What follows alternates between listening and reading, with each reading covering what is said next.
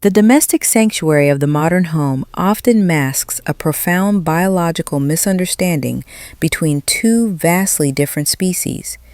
You are sitting on your sofa, the soft weight of your feline companion pressing against your thigh, and as you reach down to offer a gesture of affection, a sudden sharp redirection occurs. A hiss, a swat, or a firm bite breaks the silence, leaving you bewildered and nursing a wounded ego. It feels like a betrayal, a random act of aggression from a creature you have nurtured. Yet, in the sophisticated world of feline evolutionary biology, there is no such thing as an out-of-the-blue attack. We must realize that while we perceive our homes as shared spaces of leisure, our cats perceive them as complex territorial grids governed by sensory input that we often ignore. When a cat strikes during a petting session, they are not acting out of malice. They are responding to a physiological threshold that has been breached. They are communicating through the only physical language left to them when their subtle warnings have gone unheeded. We are often petting our cats all wrong, not because we lack love, but because we lack the anatomical literacy required to speak their tactile language. To understand this friction, we must first deconstruct the myth of the random attack. In the land of feline behavior, every movement is a calculated response to external stimuli. Many owners describe a scenario where they are simply sitting, perhaps watching television or reading, while mindlessly stroking their cat's fur. To the human, this is a rhythmic, calming ritual. To the cat, this repetitive motion can begin to feel like a static charge building up within their very skin. This phenomenon is known as petting-induced overstimulation aggression. It is not a matter of a cat's temperament or a lack of niceness. It is a purely physiological reaction. Imagine a balloon being slowly filled with air. Each stroke of your hand is another breath of pressure entering that vessel. For some cats, the balloon is already 90% full due to pent-up predatory energy or environmental stress. 5 or 6 pets later, the balloon pops. The resulting bite is simply the sound of that pop, the inevitable release of a system that can no longer contain the input it is receiving. As the apex predators of the home, cats are wired to be hyper-aware of their physical boundaries. Their skin is a sophisticated sensory organ, far more sensitive than our own, designed to detect the slightest vibration of a nearby prey item or the stealthy approach of a rival. When we engage in full-body petting, that long sweeping motion from the crown of the head to the tip of the tail, we are often overstimulating the very nerves designed for survival. We are essentially flooding their internal circuitry with more data than they can process. This is why a cat might be purring one moment and biting the next. The purr was a sign of initial contentment, but the mechanical repetition eventually crossed the line into physical irritation. As guardians, it is our responsibility to step emotionally out of the moment of conflict and ask ourselves what truly just happened.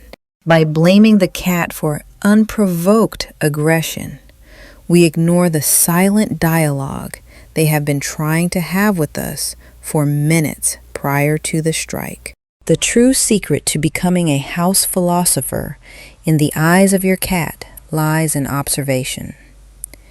Before the teeth meet the skin, the cat provides a visual symphony of warning signs. One of the most prominent indicators is the tail. It begins as a subtle twitch at the very tip, a flickering flame of agitation that many owners mistake for playfulness. As the overstimulation intensifies, that twitch graduates into a rhythmic thumping or a wide, sweeping lash. This is the cat's way of saying, The pressure is reaching a critical level. Simultaneously, you may notice what is known as back electricity, a visible rippling or cackling of the skin along the spine. This is a direct manifestation of the sensory overload occurring in the feline nervous system. If we can learn to spot these cues, we can stop the petting before the balloon pops, preserving the bond of trust rather than shattering it with a defensive bite. We must transition from being mindless consumers of feline affection to being proactive partners who understand that our touch is a powerful energetic exchange that requires constant monitoring. To truly master the art of the feline-human connection, we must delve into the sophisticated neurobiology of the cat's integumentary system. For a cat, touch is not merely a social nicety. It is a complex exchange of chemical data and a test of environmental security. Their bodies are mapped with specific hotspots that trigger different neurological responses. Most feline enthusiasts are unaware that while humans are trunk-oriented touchers, cats are primarily facial-oriented. The areas around the cheeks, the chin, and the base of the ears are densely packed with scent glands. When you focus your attention here, you are participating in a ritual of allo-grooming, a behavior cats use in the wild to create a colony scent, effectively blending your identity with theirs to reinforce the safety of the pride. However, as we move our hands down toward the base of the tail or the sensitive underbelly, we enter a zone of vulnerability where the skin is thinner and the nerve endings are more attuned to predatory threats. This physiological sensitivity is why the full-body pet often fails. While we see a sleek coat of fur, the cat experiences a flood of tactile information that can quickly escalate into a state of hyperarousal. This is the static-like buildup that precedes a bite. As the sentinel of the home, a cat is always balancing its desire for social bonding with its survival instinct to remain tactically ready. If the cat's energy levels are high, what we might call a 90% full balloon, their threshold for this sensory input is remarkably low. This is why proactive play is not just a luxury, it is a biological necessity. By engaging in perimeter patrols and play hunting throughout the day, we let the air out of that metaphorical balloon.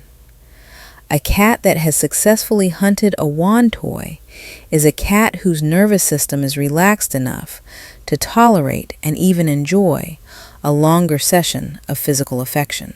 The midnight rituals of our feline companions further highlight their role as the household's silent guardians.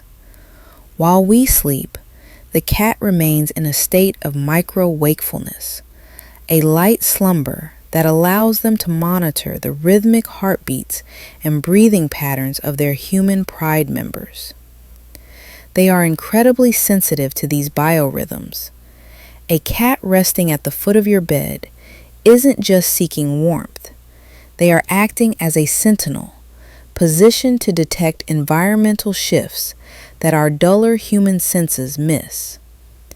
This deep-seated sense of security is easily disrupted by scent drowning, the human tendency to overwhelm a cat with foreign odors from lotions, perfumes, or even the heavy scent of another animal. When we pet a cat with hands that smell of elsewhere, we are effectively overriding their carefully maintained territorial scent, which can trigger an immediate withdrawal or a defensive strike. To bridge this gap, we must adopt a strategy of sovereign consent. Instead of imposing our touch upon the cat, we should utilize the finger-nose technique. By presenting a single finger at the cat's eye level, acting as a surrogate for a feline nose-to-nose greeting, we grant the cat the agency to initiate the interaction. Watch closely as they approach. They will guide your finger to exactly where they wish to be touched, usually the scent glands along the jawline or the forehead. This is the ultimate trust fall. When a cat leans into your hand, they are not just accepting a pet, they are claiming you as a safe harbor in their kingdom.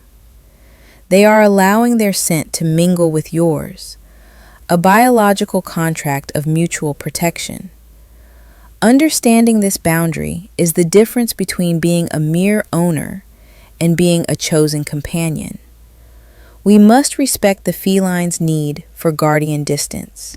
Sometimes the most profound sign of trust is not a cat sitting on your lap, but a cat sitting 3 feet away, back turned, grooming themselves in your presence. This is a declaration of absolute safety. By recognizing these subtle nuances of midnight security and tactile boundaries, we move away from the frustration of bites and scratches and into a sophisticated partnership. We begin to see the back electricity not as an annoyance, but as a vital communication from a partner whose nervous system is simply built differently than our own. In this kingdom, consent is the currency of love. The legacy of our connection with the feline species is not written in grand gestures of obedience, but in the quiet, microscopic moments of shared understanding.